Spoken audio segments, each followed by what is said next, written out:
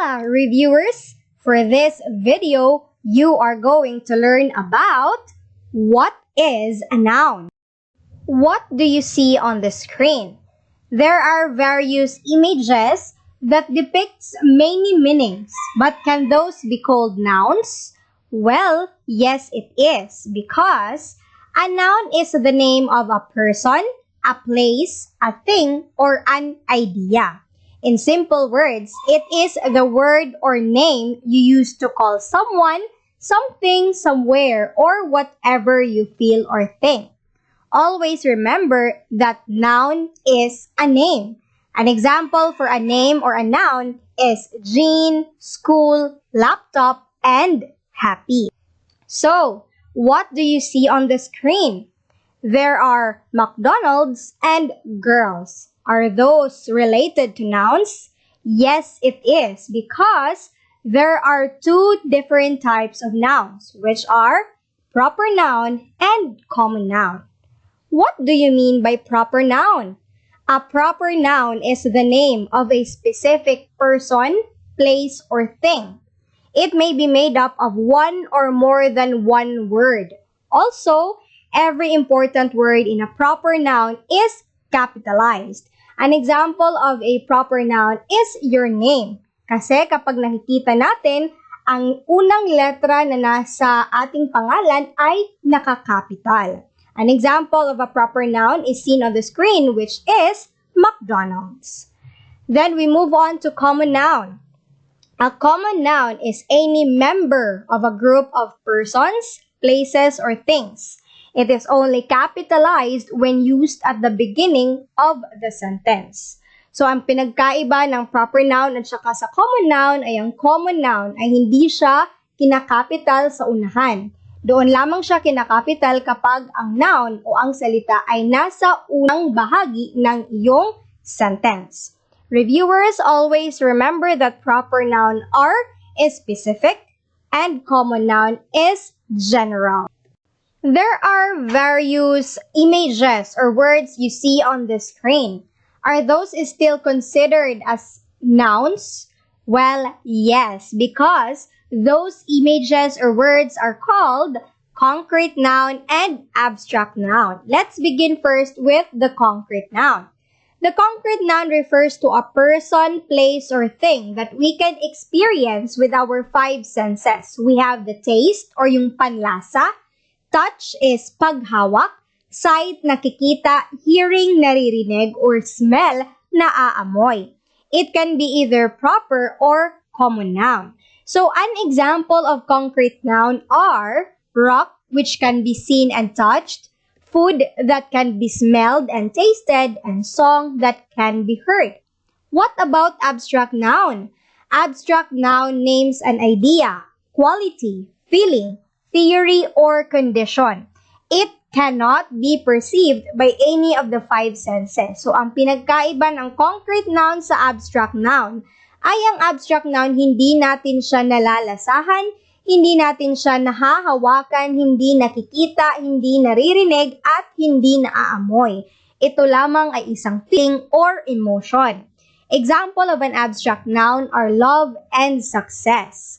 Reviewers, always remember that concrete noun is related or is connected to our five senses, and the abstract noun is intangible or hindi natin siya na i-experience sa ating five senses, only sa ating emotions and feelings. Okay, so there are various things you see on the screen. We have coins to coins, paper to papers, and a cup of rice. Do you think this is still part of noun? Yes, it is, because these are still types of nouns. We have the count noun and the mass noun. Let's go first to count noun. So, a count noun is a word that refers to a thing that can be counted. Count nouns can be made plural, mostly by the addition of s to the words. So we have here coins to coins, which coin is singular, coins are plural. We also have paper, which is paper is singular, and papers are plural. How about mass noun? So a non-count or mass noun denotes things that come in bulk. Bulk meaning maramihan. Non-count nouns are generally considered singular in number. An example for this is like a pack of biscuits. Meaning, kung bibili ka, sasabihin mo, ate, pabili ng isang pack ng biscuit. Meaning, isang pack, isa lamang pero maraming biscuits ang nasa loob. In addition, units of measure may be used before non-count nouns to show number of quantity. Expressions like a little, a lot of, much, or some may also be used to indicate plurality of non-count nouns. We have, for example, cup of rice. Kasi hindi naman natin mabibilang ang bawat buti kanin, kaya para ma-measure natin ito ay inilalagay natin siya sa isang cup, which becomes a cup of rice. Or kung hindi cup, we put it in a plate of rice. So always remember that count nouns can be counted and mass nouns has measurement or is being measured. So we have here more examples of non-count or mass noun. We have here, too much rain causes flood. Add a little salt to make it tastier. Drink a lot of water. So as what you can see, the words that are being in bold letters are the measurements, and those that are italicized are the words that are being the subject. And being as one, yung phrases na too much rain, a little salt, a lot of water are called mass nouns. Oh, for our next slide, we have an army of soldiers. So what do you mean by an army of soldiers? It is considered as a collective noun. So a collective noun is a name of a group or cluster of persons, places, or things taken as one.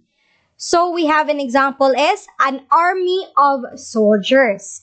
More examples for collective nouns could be, for the persons, we have an audience of listeners, board of directors, a choir of singers, a pack of thieves, a panel of judges.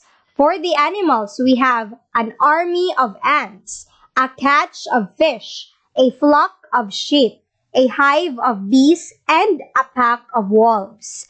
For the things, we have, for example, a bouquet of flowers, a bundle of sticks, a galaxy of stars, a flight of stairs, and a forest of trees.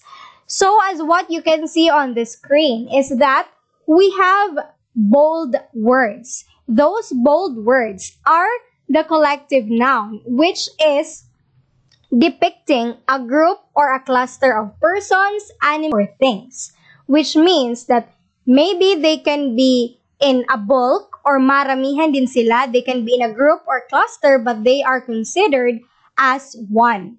So reviewers, always remember that collective nouns are of the same kinds. We have here ice cream and take off. What could be these? Oh, so it's called compound noun. So a compound noun is made up of two or more words. Some compound nouns are written as one word. Others are separated words, while some are hyphenated. So to further discuss about compound nouns, we have some examples. We have here separated nouns. Separated nouns are words, two words that have a meaning on each word. For example, we have physical education. Physical has its own meaning and education has its own meaning, but when you combine physical and education, it becomes physical education, which completely turns into a different meaning. The same with dining room, apple tree, swimming pool, and ceiling fan. Next is we have hyphenated words. So we have here daughter-in-law, self-esteem, six-pack, left-hander, and grown-ups. So for these hyphenated words, it's still the same with separated words. Each word has its own meaning, but when you combine those words, it becomes one and has its own different meaning. Next is we have the one word. One word, for example, are background, daydream, earthquake, greenhouse, and hallway. So for the compound noun, there are two or more words, pero kapag pinag-isa sila, may iisang meaning lamang. So it can be categorized into separated words, hyphenated words, or one word. Meaning, ang compound noun ay maaaring papag-isahin na may space or pwedeng walang space or meron lamang dash or hyphen. Always remember that compound nouns are combined words. Next, we have how to determine a noun. So noun can be determined in three ways. We have the ending, position, and function. Let's start with the ending. So the ending means that with the noun, you add a suffix. Ano nga ba ang suffix? Ang suffix ay ang mga letters na inilalagay sa dulo ng noun or sa dulo ng salita para magkaroon ng isa pang panibagong kahulugan, isang panibagong meaning. We have here, national is the noun plus et, suffix equals nationality. So example is, his nationality is unknown. Next is we have the noun is disappointment and the suffix is men equals disappointment. So your disappointment with me is obvious. Next is we have happy plus ness equals happiness. So happiness is everybody's goal. Next is brother is the noun, then hood is the suffix, it becomes brotherhood. So the brotherhood protects its members. Next, you can determine a noun through position. So nouns often come after a determiner. So what are determiners? Determiners are a, an, the, this, and these. So example of this is a flower, an evening, the teacher, this school, these students. So nouns often come after one or more adjectives. So adjectives are the words that describes the noun. We have here a beautiful morning, the black and white puppy. So the nouns here is morning and puppy. Lastly is the function. We can determine a noun through function. So nouns have certain functions or jobs in a sentence. They can be a subject of verb, object of verb, and subject and object of verb. So what is a subject of verb? An example is, Anna is beautiful, meaning that the noun there is what you are referring to, which is Anna. Next is object, object of verb. I love coffee. The coffee there is the noun because it is the object of the verb, the coffee. Which is the thing you love? It is coffee. Next, subject and object of verb. The woman cleans the room. The subject there is the woman because that is what you're referring to, and the object is the room because it is what you are cleaning. Next is we have singular versus plural nouns. So what do you mean by singular noun? It is a noun that indicates only one. Example is a bag. Next is we have a plural noun. So plural noun is a noun that indicates more than one. It is a plural noun, which is, example of that is bags. There are various certain rules to know a singular and a plural noun. The first rule is just add the suffix s to the noun. So easy. You just have to add s. Example, tree becomes trees, clock to clocks, and belt to belts. Next, if the word ends with ss or x or ch or sh, you just add the suffix es. We have here an example of dress becomes church to churches, sash to sashes. Next one is we have if the word ends with y, which is preceded by a consonant, meaning before the letter y is a consonant, you just have to change y to I and add es. For example, here we have ferry, berry, and duty. Notice na ang letter before y is R or T, which is a consonant. So we have berry becomes berries, ferry to ferries, duty to duties. Next, for words that end with Y but are preceded by a vowel, meaning before the Y it is a vowel, simply add S without other changes. For example, we have here tray, donkey, and boy. Notice that before the letter Y, it is A, E, O, which is a vowel. So vowels are A, E, I, O, U. So tray becomes trays, donkey to donkeys, and boy to boys. Next, for words that end with vowel plus O, add S. We have here video, it becomes videos. Kangaroo to kangaroos, zoo to zoos. Next, for words that end in FF or FFE, simply add S. We have puff to puffs, giraffe to giraffes, dandruff to dandruffs.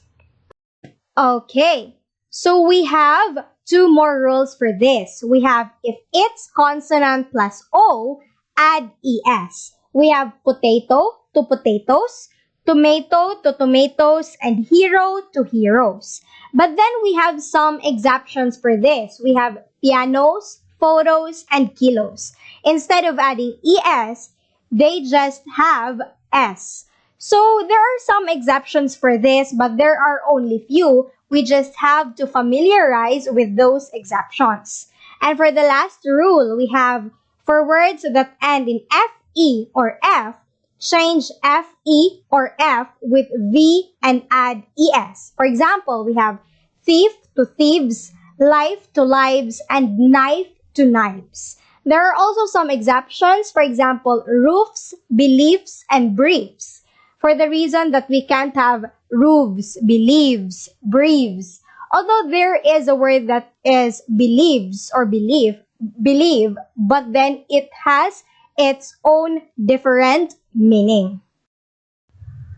We also have irregular plural nouns. However, there are nouns that do not follow the rules or patterns in making plurals. We call them irregular plural nouns. As what you can see on the screen, those are the examples of singular nouns that is way different when it comes to plural nouns. For example, we have child to children, mouse to mice, person to people, tooth to teeth, goose to geese, woman to woman. So for this rule, it does not add a suffix to the noun or to the word. It completely changes its word. Although there are only a few irregular plural nouns, so we have to familiarize with those words for us in order to know what particular plural noun is being changed from its singular noun. Another one is in some instances, some nouns stay the same as their singular forms when pluralized. For example, sheep to sheep, species to species, series to series, tuna is still tuna, and then fish is still fish. So these are called, for example, what we have earlier is the mass noun, meaning kahit iisa lamang ang tinutukoy mo, pero since nakakumpul sila, still you can call that plural nouns, an irregular plural.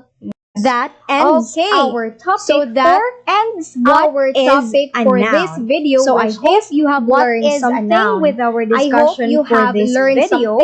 From our discussion. See you soon, and we will see you again on our next episode, which tackles about a different topic on how you can improve your part of speech.